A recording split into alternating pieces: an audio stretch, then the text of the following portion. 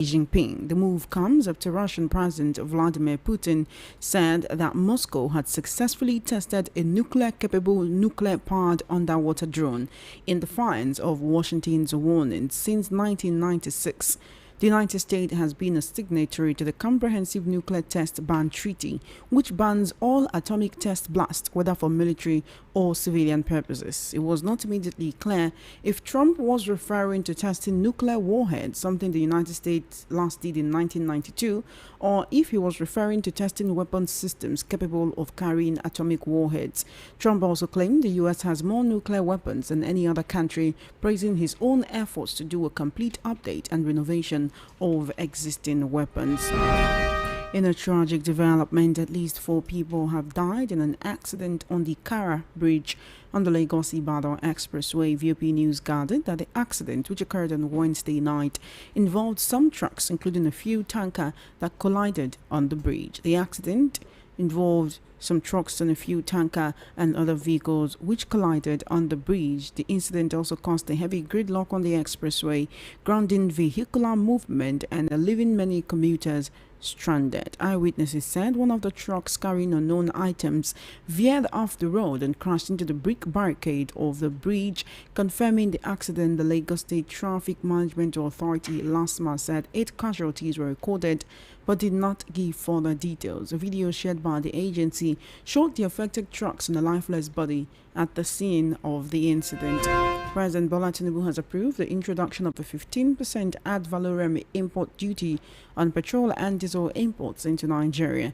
The initiative is aimed at protecting local refineries and stabilizing the downstream market, but it is likely to raise pump prices. In a letter dated October 21, it reported publicly on October 30 and addressed to the Federal Inland Revenue Service and the Nigerian Midstream and Downstream Petroleum Regulatory Authority. The president directed an immediate implementation of the tariff as part of what the government described as a market-responsive import tariff framework. The letter, signed by his private secretary Damiloso Aderemi and obtained by journalists, conveyed the president's approval following a proposal by the executive chairman of the FIRS, Zak Adedeji. The proposal sought the application of a 15% duty on the cost, insurance, and freight value of imported petrol and diesel to align import costs with domestic market realities. Adedeji, in his memo to the president, explained that the measure was part of ongoing reforms to boost local refining, ensure price stability, and strengthen the Naira-based oil economy in line with the administration's renewed hope agenda for energy security and fiscal sustainability.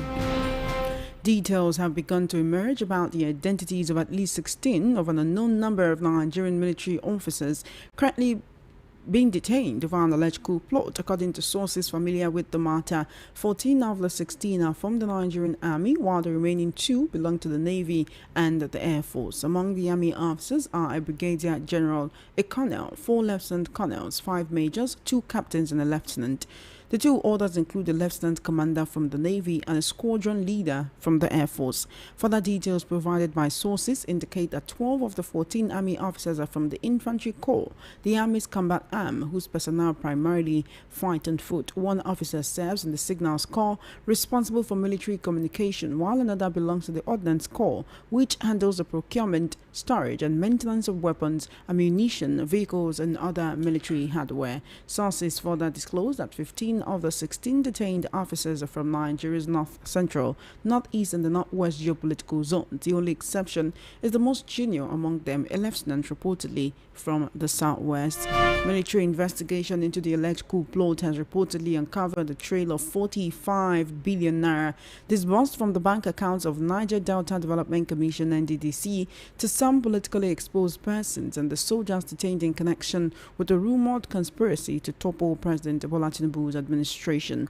Earlier this month, there were reports that 16 Nigerian Army officers were detained for allegedly planning a coup. However, the military, in a statement by the Director of Defense Information, Brigadier General Tukur Gazal, denied the report linking the detention of the 16 military officers to a failed coup. Sequel to the discovery, the Defense Intelligence Agency investigators grilled some top NDDC officials about the sources of the fund, the beneficiaries, and how it was utilized. The development has set off panic alarms at the NDDC headquarters over alleged links to the financing of subversive activities. While details of the interrogation of the NDDC officials remain unclear, investigators are reportedly scrutinizing a series of high-value transactions carried out in recent months allegedly linked to politically exposed persons.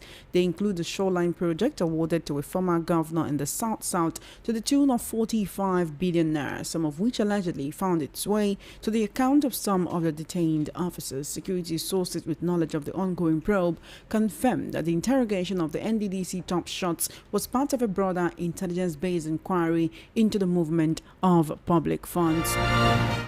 The House of Representatives has approved President Bola Tinubu's request to borrow $2.35 billion to finance part of the 2025 budget deficit. It also granted the president's request to issue a $500 million debut sovereign sukuk in the international capital market to fund infrastructure project and diversify Nigeria's financing sources.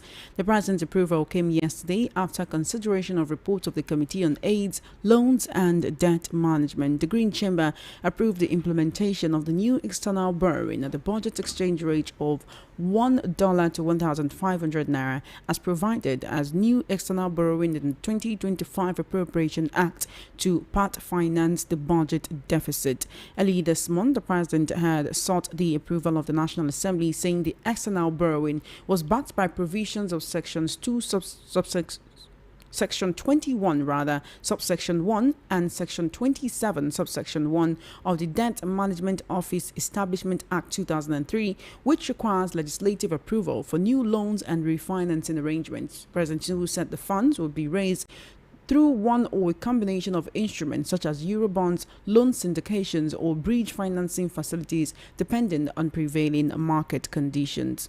You are currently listening to the World News at 12 right here on Voice of the People 90.3 FM. We took a short break, and when we return, we'll head into the news analysis segment where I'll be joined by Somi Uranta with a BA and an MA in philosophy. He's an activist and author, a serial entrepreneur, as well as a political and national affairs analyst. All right, we're being joined by Mr. Somi Uranta for analysis on the world news at 12 today. How are you doing today, Mr. Somi Uranta? Good afternoon to you, and thank you for joining us today.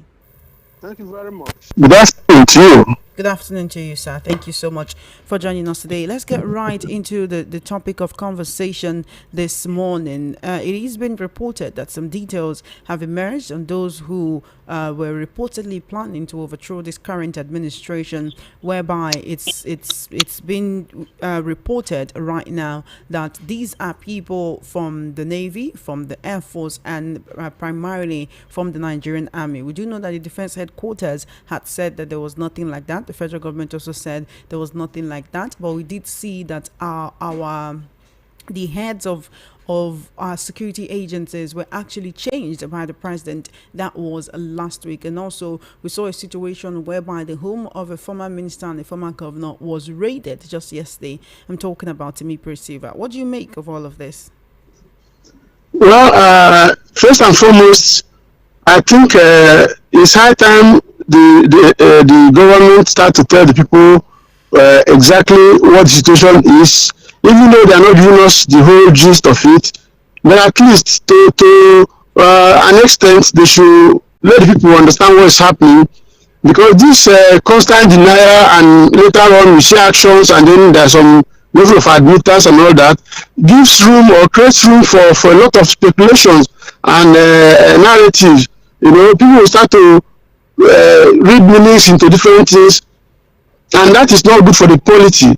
It is better to, at least to an extent, I know it's a very high security issue, but the government should at least take, admit a little bit of it, do some explanations, than outrightly denying it, and then the whole thing is happening and people are speculating.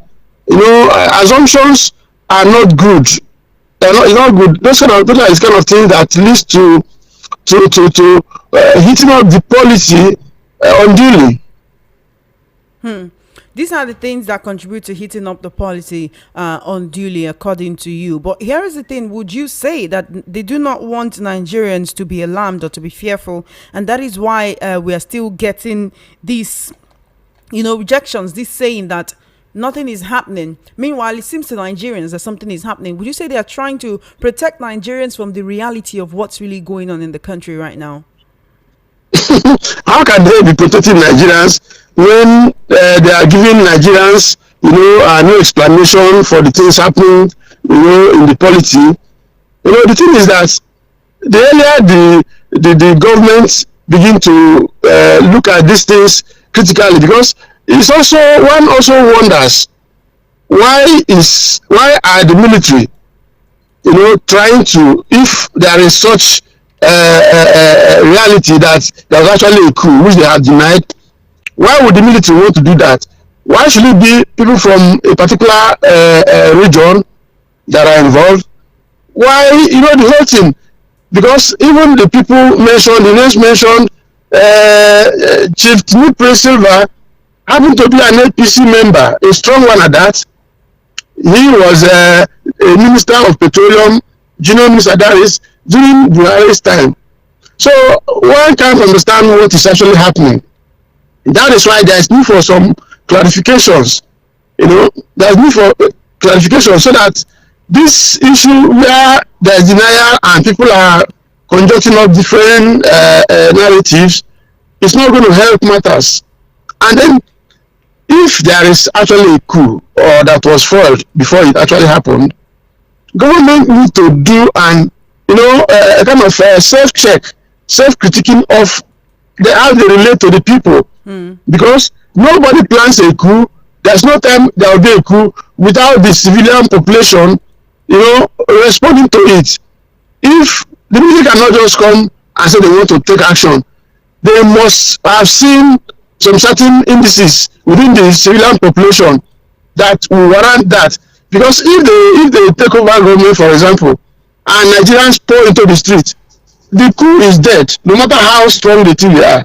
Are you saying that if indeed there was a plan to stage a coup, it was because these people had seen that some Nigerians were calling for it? Because yesterday there was a report that the DSS traced a man to Port Harcourt and arrested him for actually posting on X, that is Twitter, and calling for a coup, calling for the military to take over power and rescue Nigerians from the current administration. These are the government should stop chasing shadows. They should get serious over issues, because Nigerians are. There was a protest, and several northern youths were calling for France. Calling for Russia to come and rescue Nigeria. They were actually calling for a coup. Nigerians are very, very disaffected because of hunger and starvation. So let the government begin to think of how to tweak their policies so that Nigerians can give a sigh of relief, that we can sleep, with our both eyes closed. That we can, the average Nigerian should be able to eat, at least provide a meal, a decent meal, even if it's one in a day.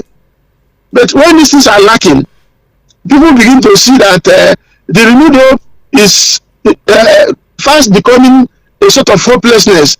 And that is the only reason why a group of military adventurers will want to, lash on that.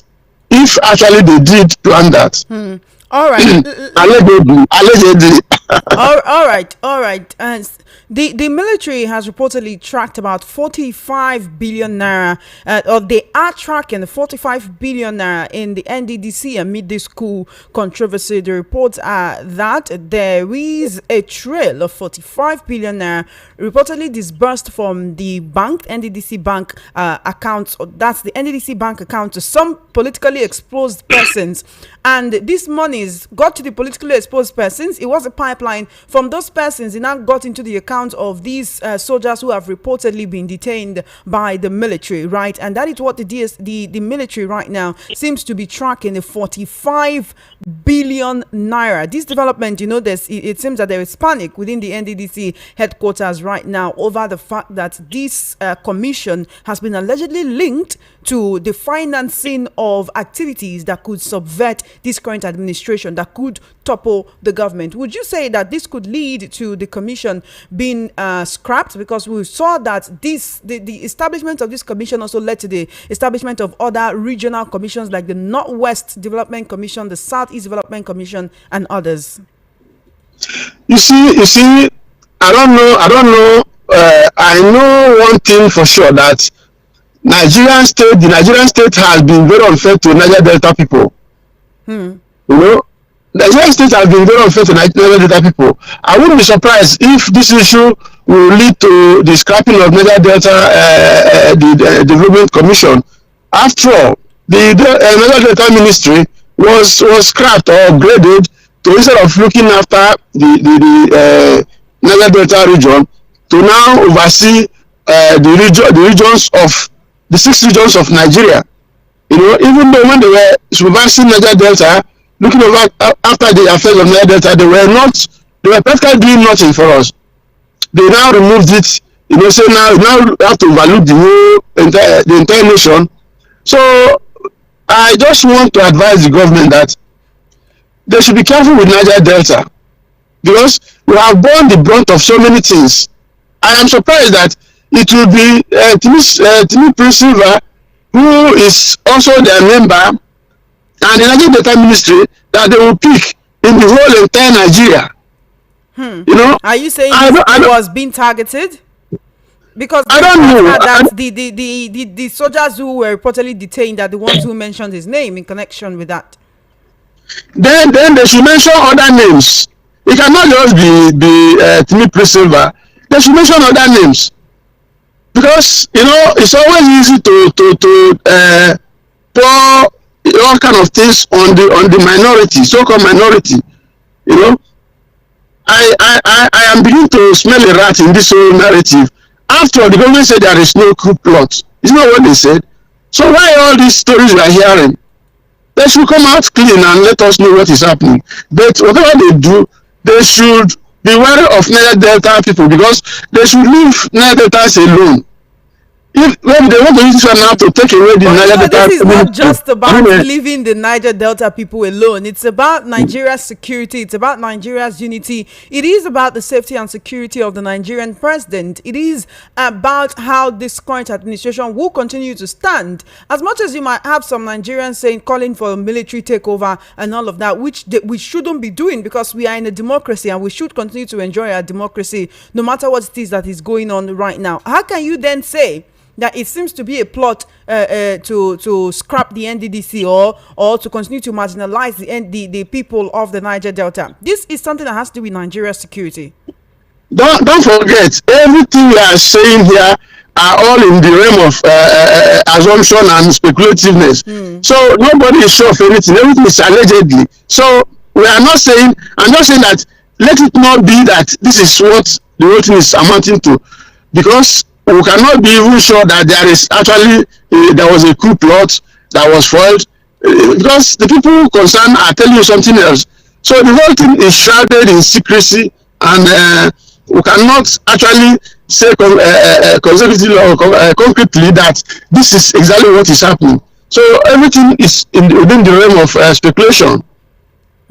All right, then let's quickly talk about another situation, which is the president approving a 15% import duty on petrol and diesel. That is, any petrol or diesel that is imported into Nigeria will have a 15% import duty on it. And many Nigerians are worried that this could lead to an increase in the price of petrol, which is already high enough and out of the reach of many Nigerians, coupled with the fact that you have people who have not seen light for many months, many weeks in their communities, and have to rely on generators to run their businesses, to run their homes and other things. One would think, especially since the fact that the bulk of the fuel we consume in Nigeria is imported. Apart from Dangote refinery, we do not have any other working refinery now. And can Dangote refinery actually produce the fuel that will serve the whole of Nigeria?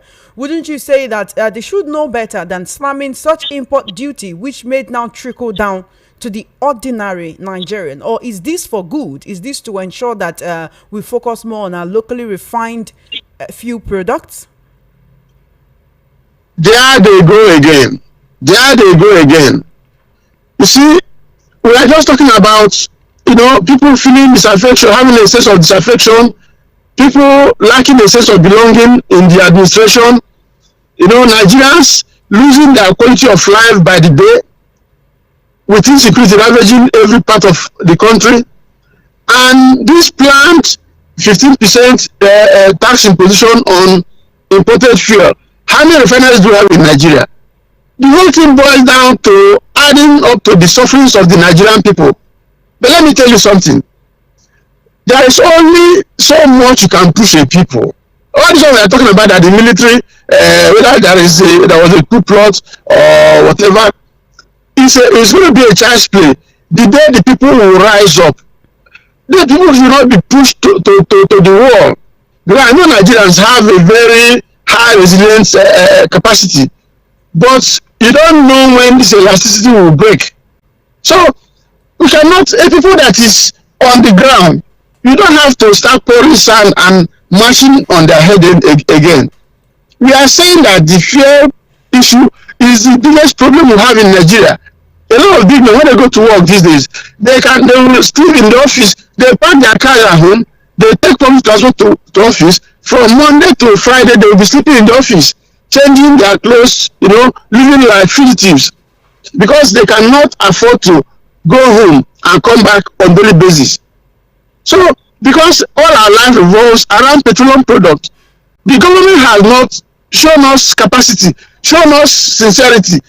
Look at the refineries, 4 refineries we have in Nigeria. Billions of borrowed monies have been spent on them with nothing to show. Now, you're talking about, some time ago, Dangote brought a proposal that the government should stop importation of petroleum products into Nigeria. We cannot leave this whole thing about petroleum products or refining of it in the hands of one man. That sector is too sensitive, to be left in the hands of one man. If the government want to do this, I think we have waited, make sure that the 4 refineries are working before they think of imposing this tax. So they have to be careful with the way they're pushing Nigerians. We cannot afford to pay further. I bought fuel now, 920 naira per liter. Where did you buy that? It's the same thing. Dangote Refinery, that's MRS, who are their partners, NNPC, who are government-owned company. The same thing everywhere, 920. And the moment this new tariff comes to play, we'll be buying fuel more than 1,000 naira. Where is the money? People, look, Manufacturers Association of Nigeria said that over 75% of disposable incomes, in the pockets of citizens, goes into logistics. That is fuel. The light people, NEPA or whatever they call them, are not giving us light. And when they even give you, the cost is prohibitive. So how do they want us to survive? It's unfortunate that we are going through this. They should think again, because, like I said earlier on, the fear is not the military, it's the people. Because if the military, if there was a coup or something, at least there will be some level of order. But if the citizens revolt, that is pure anarchism. And no country that have gone through it, you don't even know how it will start or how it will end. So we have to be careful. So you're saying that all of these different taxes needs to be reduced so that Nigerians will not revolt. But then you already said that Nigerians are a very resilient people. Some would say that Nigerians have, this cowardice in them. Well, see, the fact of Nigerians being cowardly, you cannot bank on it. Because even a docile sheep, when you push it, and you find that there's no way, the wall is in front of it, there's no way to go, it will turn around and find a means of escape. So let the government not push their luck too far. Because Nigerians, look, at a point, when you take a man to a certain point, you find that he's already left for the dead, he will just react. Before you know it, it could lead to anything. So we need our democracy to be preserved. We need the citizens to feel that they have a government that care about them. And this country is so rich. It's so rich that we are not supposed to be thinking about poverty, but that is where we are. Abject poverty, abject penury. Citizens cannot afford a square meal, single square meal in a day. People cannot pay transport moving back and forth, moving from point A to point B without, tears and weeping. It's not the best for us. All right, then let's quickly look at another situation, and it's the one where the House of Reps has approved the president's request to borrow $2.35 billion. This is to finance a part of the 2025 budget deficit. The president also requested to issue a $500 million debut sovereign sukuk, which the House of Reps also granted. And this just adds to our external debt, right? At the last count at the Debt Management Office, Nigeria's debt is running into trillions and trillions of naira. But 2025 is already coming to an end, and we'll be looking at the 2026 budget. Should this really have been approved as at this time? I mean, it's the end of October. Nigerians have been asking questions, and only recently a report came up from former CBN governor and now Emir of Kano, Emir Sanusi. He is saying that after removing subsidy, he's wondering why is the government borrowing, and not just borrowing, excessive borrowing. It calls for question, where are the monies that came out of this subsidy removal? Nigerians, all the disposable incomes in the hands of Nigerians, all the savings of Nigerians have been collected by the government. So where is the money? When you talk, the presidency will say they give it to the governors. So what are the governors doing? How come there is nothing to show for this thing, apart from just few governors who are doing well? The rest of them are just on a jamboree. So the House of Rep, approving $2.5 billion, the Sukuk bond by the Senate, for 500 million and all that. To what end? How long will we continue to borrow? Because to say that he who goes are borrowing, goes are sowing. Whenever somebody is giving you money, there is a stream, whether call it loan, call it aid, call it anything you want to call it, you are under the person's influence, directly or indirectly. So we cannot be bragging that we are a sovereign nation when we are not doing the things, when we are not sovereign economically. And Nigeria is rich enough to stand on her own. So all this borrowing can only, we will only go to impoverish our lives, and then get the lives of future generations unborn. So we have to be careful so that our children unborn will not come and be brought down by so much debt. In other climes, the people leave something as a legacy for their next generation. Ours is to take, put them in debt even before they were born. One could argue that borrowing is not bad, and they've said it is to finance the budget deficit so that certain infrastructure can actually be put in place before the end of the year and before we get into campaign season ahead of the 2027 elections. You see, you and I, we are in Nigeria. Where is the infrastructure? I've gone around, the south and southeast. The roads are so terrible. You cannot move from Benin, to south through Sample Warring. The road is so terrible. You cannot move from Benin to Asaba and southeast to Onitsha. The road is so terrible. A journey of 1 hour, you spend 5 hours. You cannot move from Benin to northern Edo, all those Auchi area that will lead to the north. You can't. You go to Uyo, you cannot move from Uyo to Calabar by road. A journey of about an hour. People are now compelled to go by sea at the risk of sea pirates.